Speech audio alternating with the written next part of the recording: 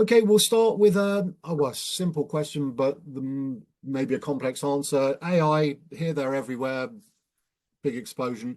But there's a lot of legislation sort of either being introduced or pending. Why is it so important, or why the need for this legislation around AI? What's the issue? Yeah, so first of all, AI is not new, and legislation around AI is not new either, in the sense that AI never existed in a vacuum. So if you think, for example, around human rights law or liability legislation or copyright legislation or privacy legislation, then all these, they exist already, regardless of whether there is new AI legislation or not. In fact, if you look, for example, at the European AI Act, the European AI Act is basically saying it's a product-based legislation, and it really governs the way the products are being brought into the market. This is to say that actually what really matters is compliance with existing laws, because privacy legislation is already there.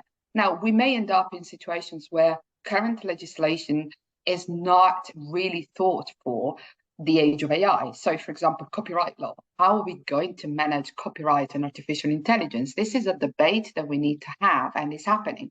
So, in a nutshell, there are new dimensions of risks that AI is bringing, and the conversations that legislators are having are really about: do we need new laws? Do we need to update existing laws? And how do we govern the bringing into the market and the marketization of AI products?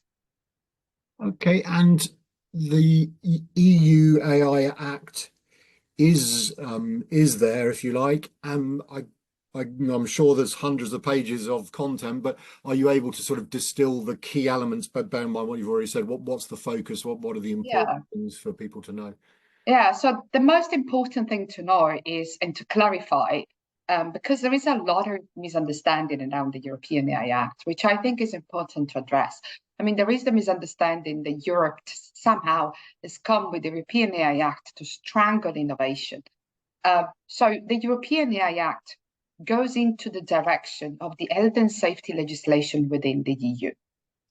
So what we're talking about is health and safety and product legislation that already is in the European Union.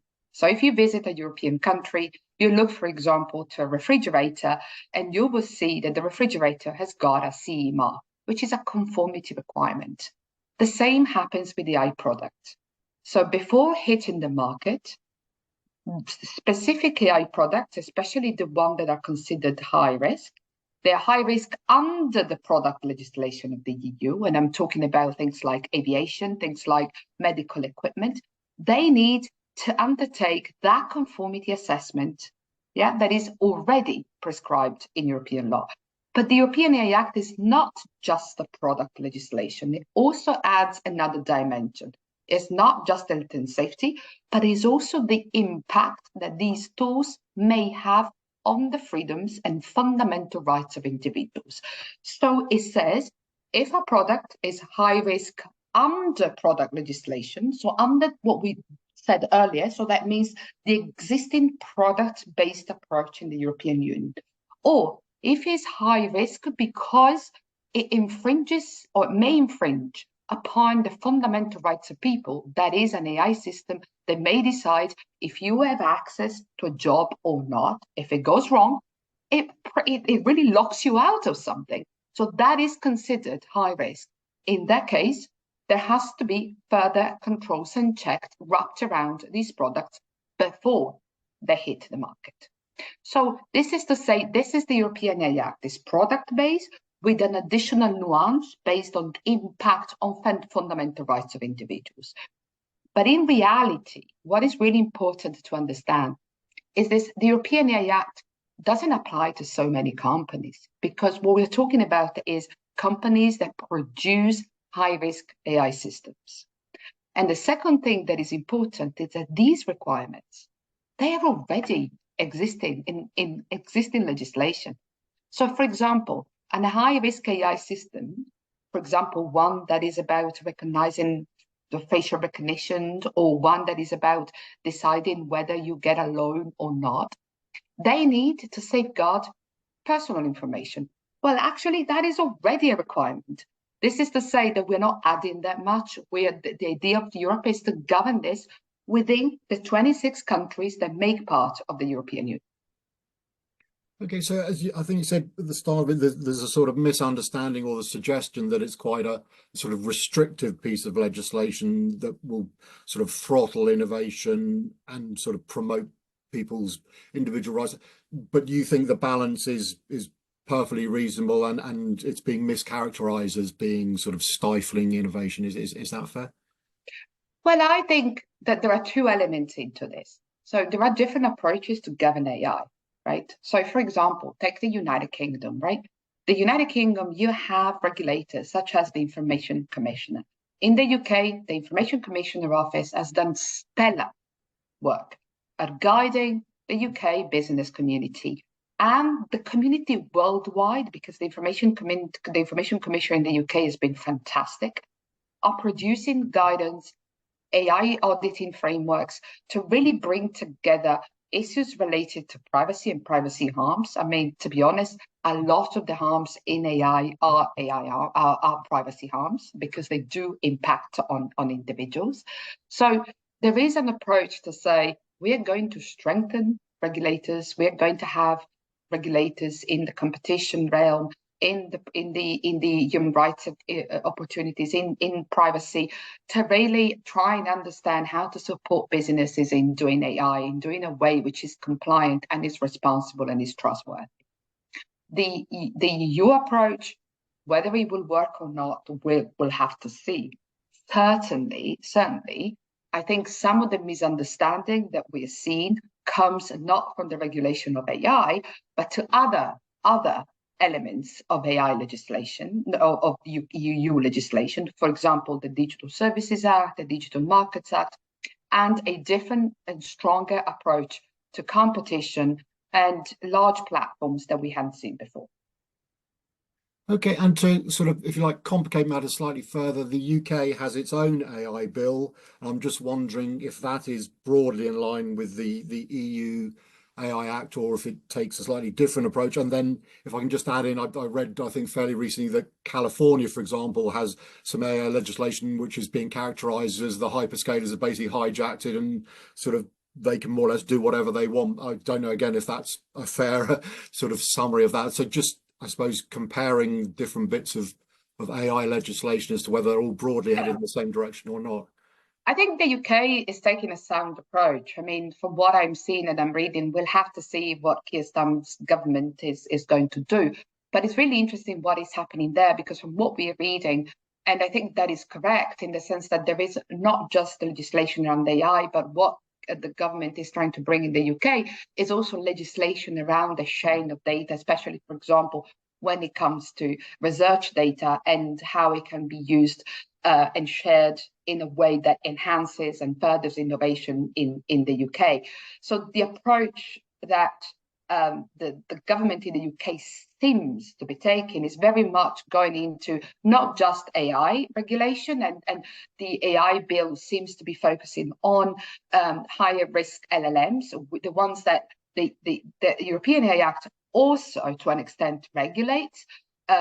So regulates in the sense that it says that if they are particularly systemic, they may pose systemic risks. So they are so big in terms of computing power, in terms of they're so big. In that case, they need to undertake certain requirements and certain controls.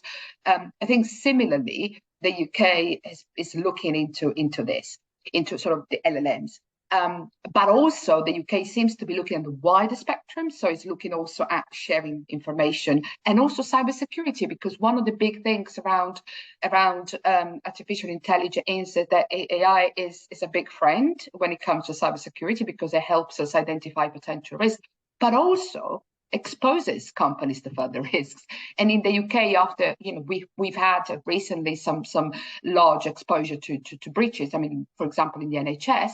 Therefore, there is a big drive that I've seen from this, that it looks in this government around increasing protection and around cybersecurity. The California bill is one of the many in the US. That's really interesting, because the big news around the California bill is how the big, as you said, the hyperscalers came in and said this is going too far.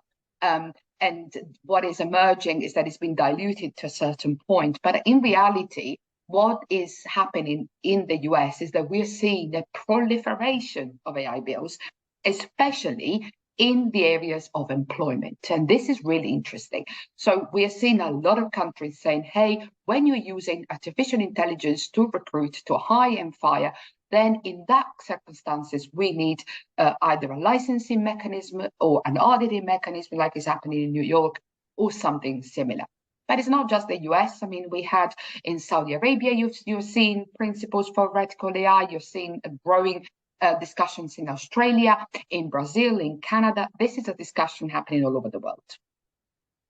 And I'm sure it can't be the first time that a particular topic or issue is being legislated across the globe, but it does seem particularly sort of fraught with complications, bearing in mind what AI is capable of and its reach in terms of how it can be globally managed. I mean, were companies just going to have to button down and get on side with all the legislation absolutely everywhere, or do you think there'll be some sort of conformity over time so that they won't have to go into so much sort of small print every time they go into a different country with some kind of AI technology? Just your thoughts as to how easy it is to come up with something. Yeah, that's a really good question. But in reality, we are seeing some alignment already. So, for example, cybersecurity and safety, that is a #1 requirement across legislation and everywhere in the world. So whether it's the NIST framework and what they put forward in the US, whether it's the drive that the Innovation Secretary of State in the UK, Peter Kyle, is putting forward on cybersecurity, whether it's in India, whether it's in Europe, cybersecurity and AI is a really big thing. And that is important because, as we said earlier, so AI is both a friend and an enemy in the sense that it's helping us, but also it also exposes companies to and their sort of it enhances the threat landscape. So cybersecurity. Then you have things like fairness and bias in algorithms that we are seeing. And although bias is certainly not a technical issue, but is a rather social one, we are seeing an alignment of AI, which is AI that is fair. The third element that we're seeing is around human oversight, the idea that it has to be some degree of control that humans have to retain on AI system. That does not mean that AI alone can make better decisions. It means that in certain circumstances, especially, I mean, take a healthcare setting where if you are a doctor, you need to be able to understand what you're giving your patient. A certain degree of explainability has to be there, which is also very well connected to progress and technical research. And the idea of privacy, the idea that we can't use AI as an excuse to breach privacy legislation. There's a huge amount of data that is collected, a huge amount of data that is processed. Of course, when it comes to LLMs and generative AI, we will have to reach a compromise because obviously these products, they are so far created by scraping the internet in terms of getting access to data, sometimes also personal data. But on the other hand, we are seeing that when these systems are trained only on synthetic data, they do not really work. So we will have to compromise because some personal data and data may be required. So there is a lot of sort of negotiations that will have to happen, and technical teams and people coming from a legal and background, they will have to get together to really try and understand to navigate all of this. But there is some alignment. This is really, really important. And I always say, heading up AI governance for a company that is present all over the world, start by complying with existing laws. Privacy. How do we safeguard personal data in AI? Looking at liability legislation, instead of going straight into, oh my goodness, there are so many AI laws. That's not true. That's not true. Start with existing legislation and upskill all the teams internally on how to apply existing laws to artificial intelligence. And that is not an easy task because especially around privacy and data protection, how we safeguard the data of people, but not just personal data, also confidentiality of company, take Copilot. That is not an easy task. So I don't think companies I think companies will have to deal with the complexity of upskilling their teams to deal with existing legislation and requirements in the age of AI. And actually, AI legislation is confirming all of this. And I'm just wondering, we've referenced the hyperscalers a couple of times. I mean, is there a bit of a danger? They sometimes would appear to be a law unto themselves, or reluctant to do things that they're asked by governments, and clearly, in a lot of cases, they're embedded in the same government. So the governments that are responsible for sort of regulating them are also relying on them for quite a lot. Cloud, public clouds, etc. But I mean, you mentioned the large language models. That I think it's fairly safe to say that copyright laws have been, if not ridden over roughshod, certainly ignored to a certain extent to train, which, as you say, might be an acceptable content. I'm just wondering, is it possible to legislate these folks, or will they always kind of make up the rules just because they are, in essence, bigger than the governments themselves? Just your thoughts. That's $1 million question. It's $1 million question because I think every single person in the world is looking into this topic, and they're looking at, and legislators in your legislation in the UK, legislators in the US, but legislators in China as well as many other countries. They're asking themselves, what is the balance between large tech corporations and the power that public policy has? And that is something that every single country is dealing with. And even more so with artificial intelligence, because it is the large tech companies, they are the ones that have the computing power and the access to a lot of data that has made the large language models and generative AI possible. So we're living in a situation where, to an extent, generative AI especially is enhancing a problem that was there already, where large tech companies have become, to an extent, public utilities, where they are doing a lot of work in collaboration as well with governments. We've seen this in full stride during the pandemic, where it is thanks to these large companies that we have been able to do what we've been able to do for years, and that we still continue to do, like online meetings and quick deliveries and all of that. So you're touching on a problem which is a problem of competition. And this is the focus of legislators in the US. If you think about the role that the FTC, the role of antitrust is playing. Antitrust in terms of the functioning of the market and the idea of, will another Google come up? And if so, will it be able to come up in the current scenario? But it's the same debate that the CMA is having in the UK. It is the same debate that Europe is having with the new legislation like the Digital Services and the Digital Markets Act around the definition of large platforms, where some big companies have been defined as large platforms with a lot of requirements of sharing, for example. Think about all the discussions around Apple sharing data and also in a sort of antitrust manner. So the reality there is that what we have seen over recent years is this way of the market evolving. Sometimes these companies have been called walled gardens because obviously they have been able to set up and their own standards, privacy standards, that, for example, sometimes they have become the official standards because of the vast amount of information they hold.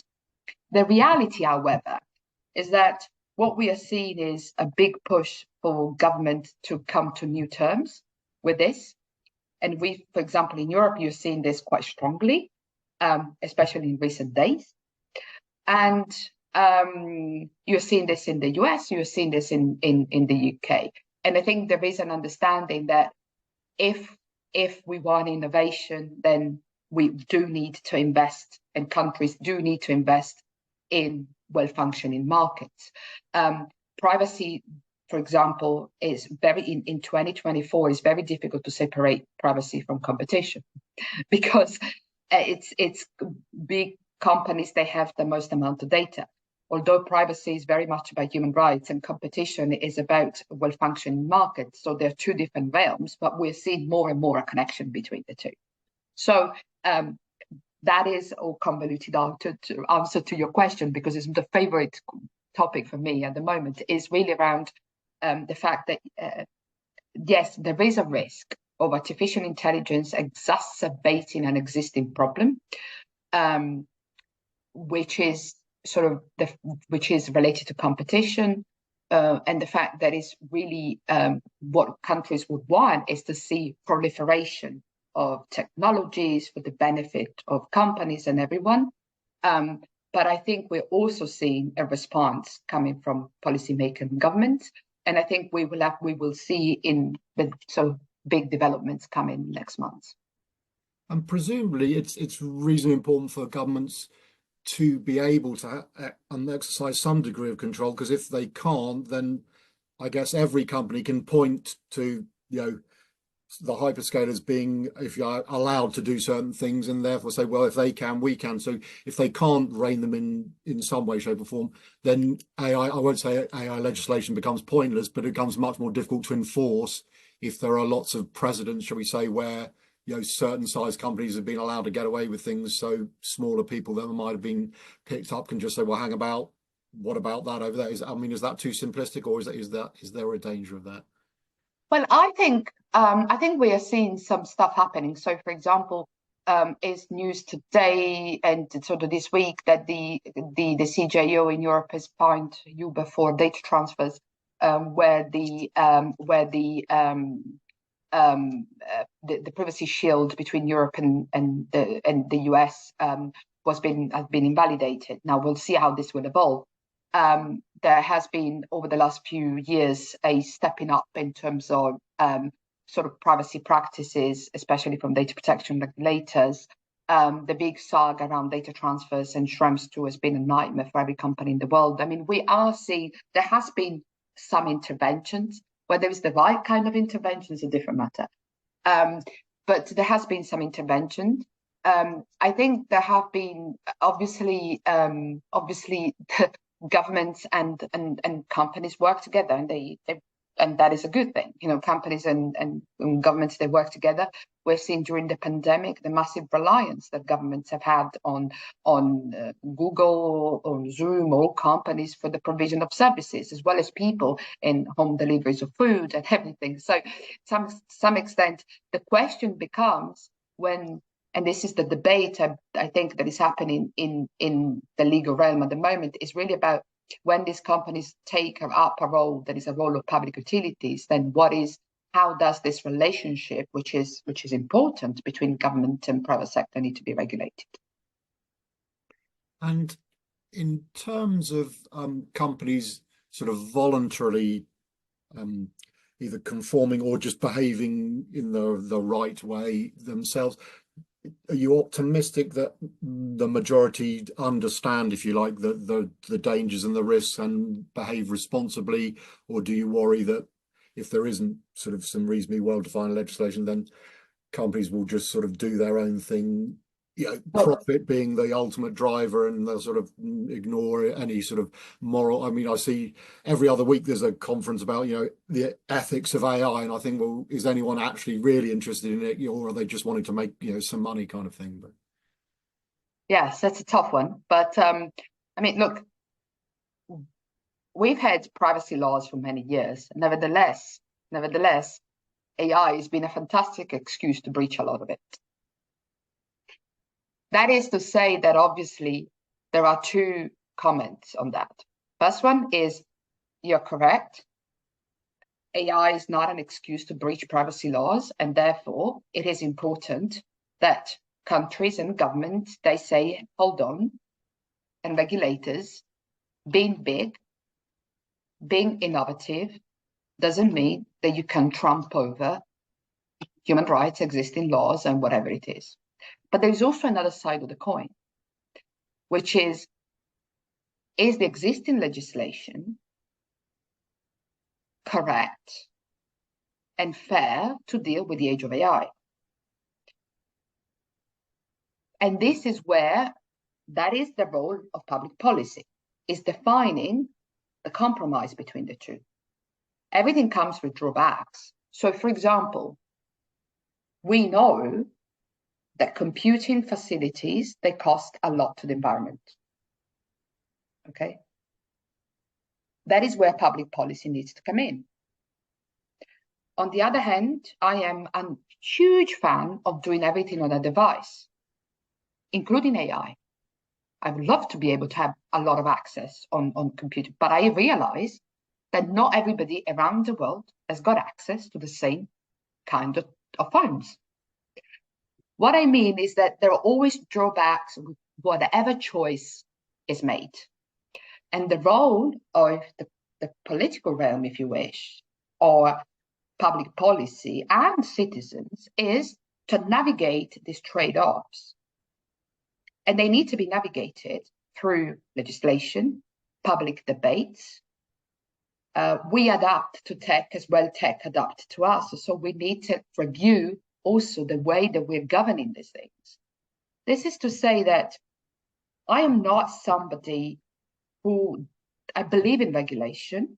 So for me, it's important to say, doesn't matter how big you are, we have to uphold the values that bind us together as societies.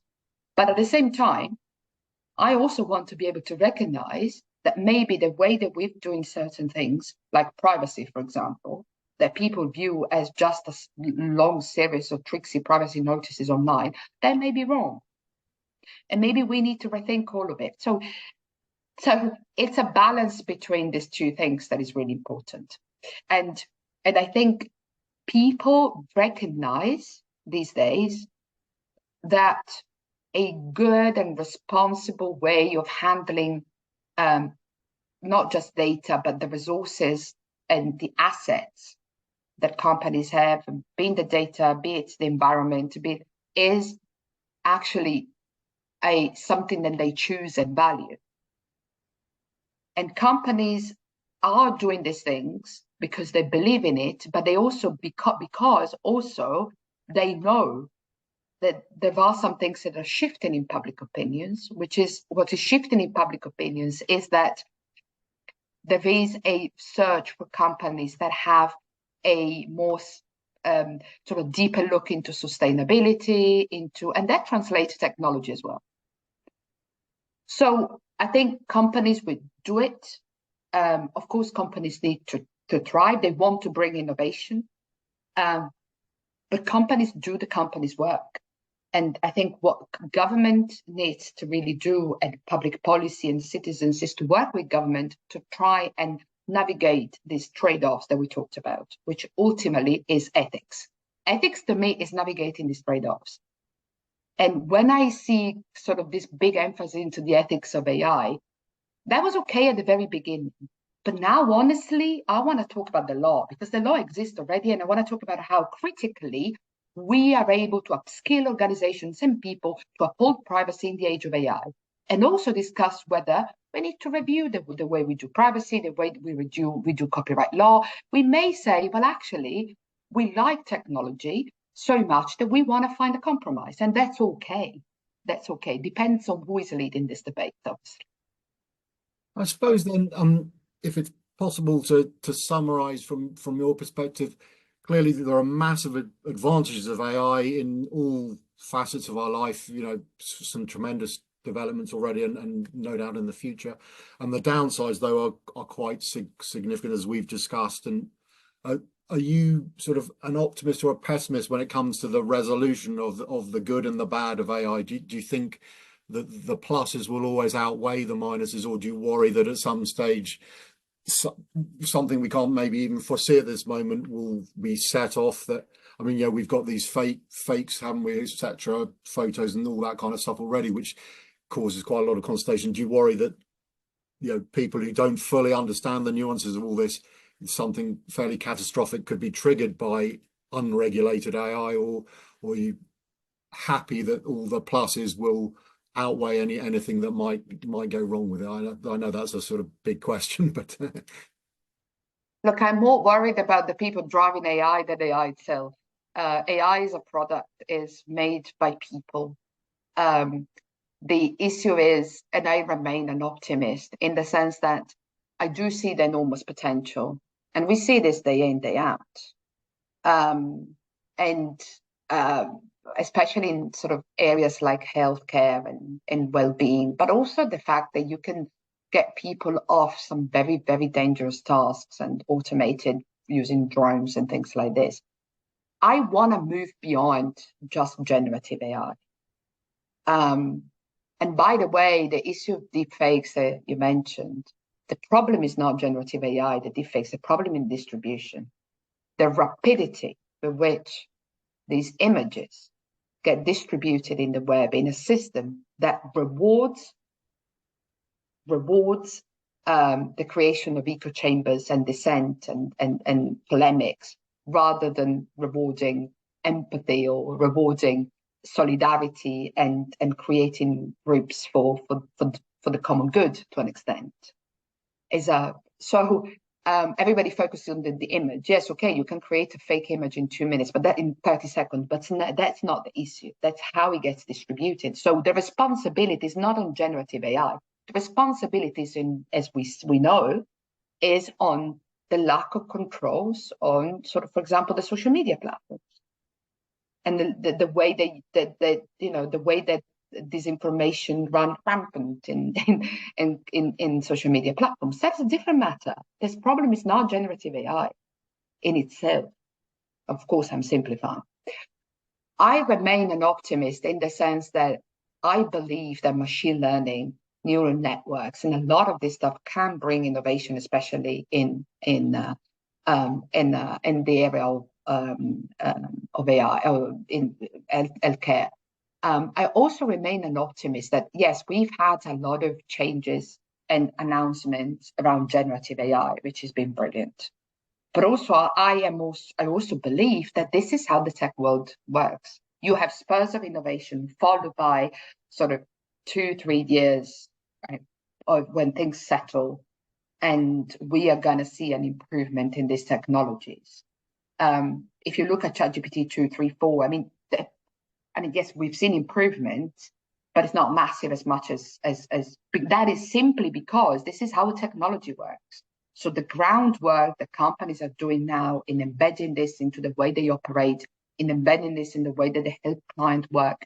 So this will take a bit of time, but we will harness the value of this, and it will take resilience, time, and hard work.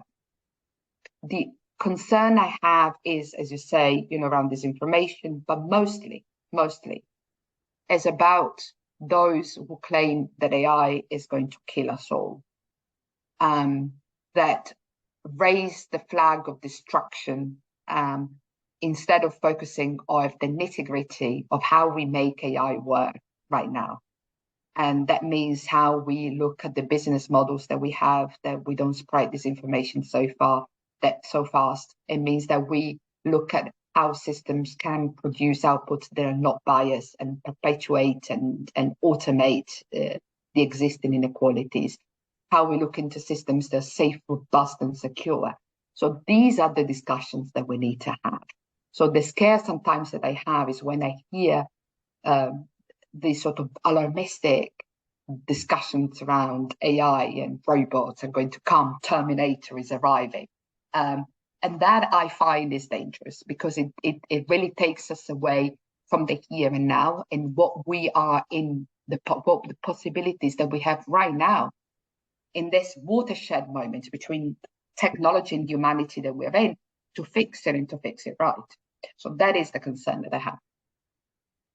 Okay, I mean, it's been brilliant to chat to you and some fascinating insights on, and I really, the clarity you've given to a lot of the debate has been brilliant. So, Ivana, I really appreciate your time. Thank you very much indeed. Thank you.